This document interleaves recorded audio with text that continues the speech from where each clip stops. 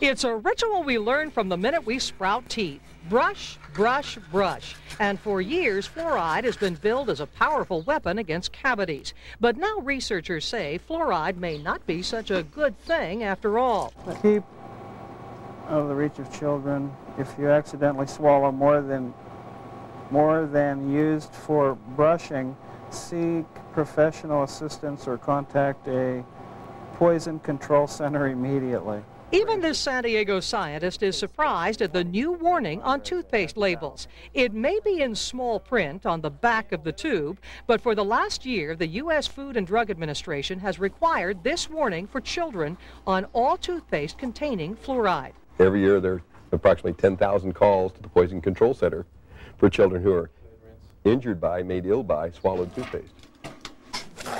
The toothpaste warning label does not surprise this San Diego dentist. He's all for it. Dr. David Kennedy is helping lead a campaign against fluoride. If it's in the water, it's in your cereal. If it's in the water, it's in your vegetables. It's in your soup. It's in your beer. It's in every fluid or beverage. We put Dr. Kennedy's charge to the test. We buy 4 commonly used products at the grocery store and take them to expert chemical analysis in Sorrento Valley. The U.S. Public Health Service recommends limiting fluoride in water supplies to just 1 part per million. Both Minute Maid orange juice and Coca-Cola Classic come in just under that limit, 0.98 parts per million. The Gerber Berry Punch was, quite a bit higher. The fluoride in Gerber Graduate's Berry Punch registers at 3 parts per million. That's 3 times the Public Health Service recommendation. Also high, Kellogg's Fruit Loops cereal, popular with the kids, made in Battle Creek, Michigan, where they add fluoride to their water, coming in at more than 2 parts per million, twice the recommended limit. Why be concerned? Cancer, hip fracture, dental fluorosis, spots on the teeth, neurological impairment, lower IQ in children, learning disorders. The Safe Drinking Water Act of 1996 requires that each acutely toxic substance found in the public water supply be reevaluated based on a new set of criteria that would assure that no known or even anticipated adverse health effects will occur to individuals consuming the water on a daily basis over a lifetime. The new public health goal, which is often referred to as a PHG, shall consider the total exposure of a substance from all sources, including air, food, and other beverages, and must consider the existence of groups in the population that are more susceptible to adverse effects than a normal healthy adult, plus create an adequate margin of safety. On June 19th through the 21st of 1998, scientists, health professionals, water officials, and concerned citizens from 11 states and Canada attended a symposium in San Diego, California on the scientific risk assessment of drinking water fluoridation and the health effects of ingested fluoride. In 1997, the union at EPA headquarters, of which I'm an officer, looked at the most recent data on fluoride toxicity in endpoints ranging from bone pathology to cancer to gene mutations and effect on the nervous system. After looking at those data, our union voted unanimously to oppose the addition of fluoride to drinking water supplies in California, and we've taken that position in other states as well. When people have contacted the union, we've, from Arkansas to Nebraska to Florida to Michigan to Missouri, we've told those people that the data that we've looked at indicate that fluoride should not be added to drinking water supplies. And that was a unanimous vote by the union representing professional employees at EPA headquarters, the scientists, lawyers, engineers, toxicologists, and so forth. I know of no benefit in any mammalian species of ingesting fluoride. Recent work is showing that fluoride at 1 ppm, which is the PHG, causes changes in the brain, it causes inclusions in the blood vessels in the brain that can basically mimic certain kinds of dementia. And those data were not addressed in the California PHG. They need to be. In 1995, we published a paper showing that fluoride given in the drinking water of our laboratory rats would cause a change in their behavior. In particular, certain behaviors in a specific pattern showed that they had a decrease or a change in a pattern that would be equated to a hypoactivity or a slowing down. Also, we did a prenatal study showing that one exposure at a specific time during critical brain development, exposure given to the mother would cause a change in the behavior in the offspring, and that was permanent. It causes diminished IQ in children. It very likely causes changes in the bone which might result in cancer in children. It may affect their certain cell lines in the children that might affect their reproductive capability later as adults. Absolutely should not be given to children. With a postnatal exposure in the young adults and in the adult animals, what happens is that they have a hypoactivity or a slowing down.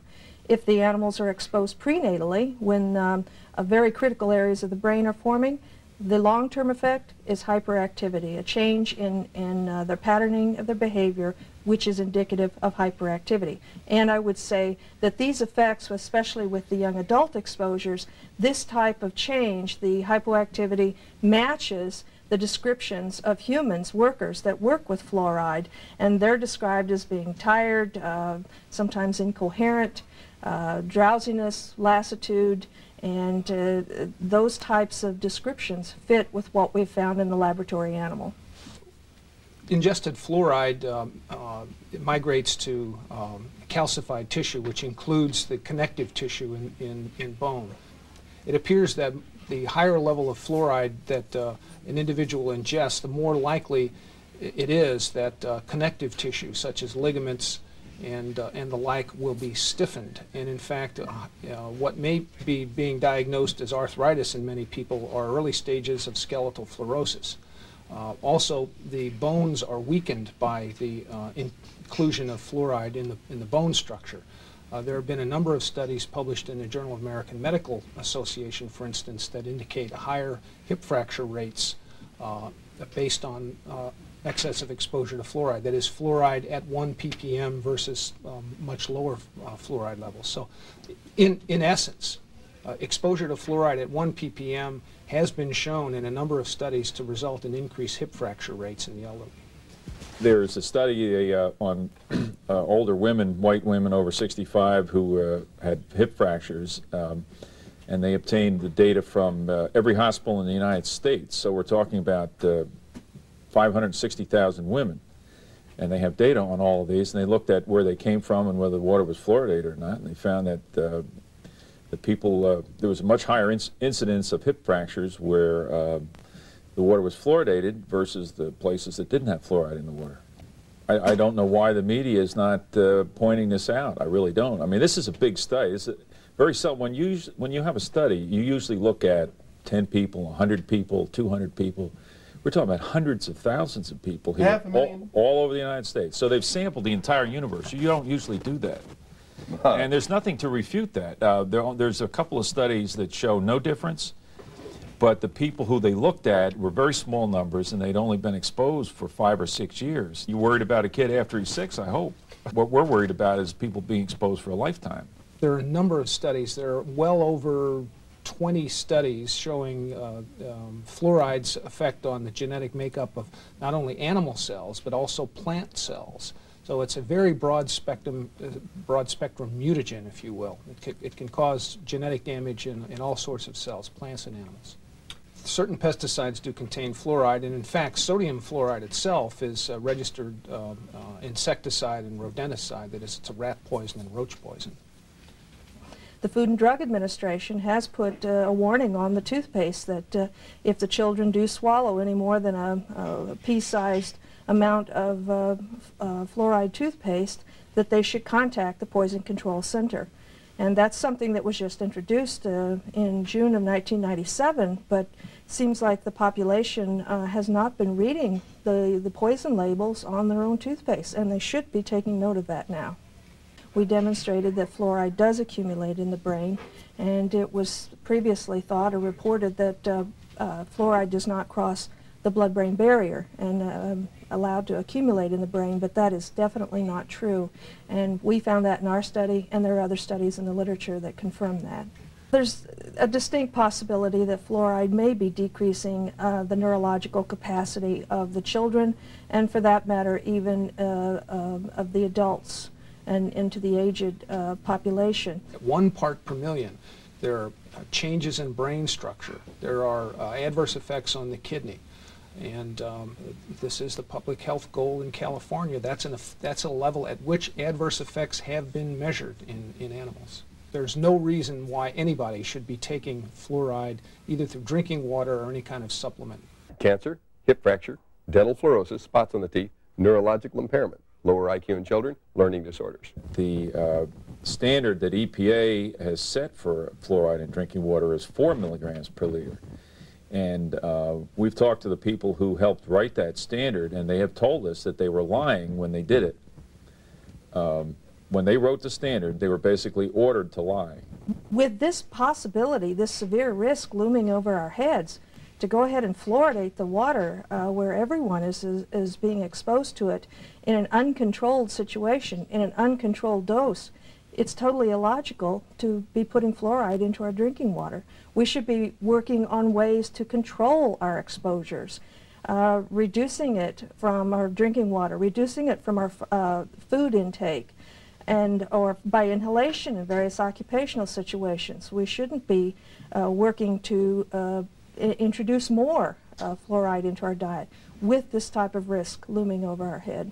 That agent has been a protected pollutant for a very long time, and there's been some extremely unethical occurrences with regard to the way fluoride has been treated in the regulatory community. And we have people who will back that story up. There ought to be congressional hearings and investigation, and this kind of reality would come out. These people are still around, they're still available, and they ought to be brought in front of Congress and been made to testify on this. Yes, there is a need for a congressional investigation on this matter. The way fluoride has been dealt with in the regulatory community and in our own shop, that is EPA headquarters in particular, is very disturbing with regard to its violation of professional ethics. I think Congress needs to look into that. And most telling evidence, I think, was the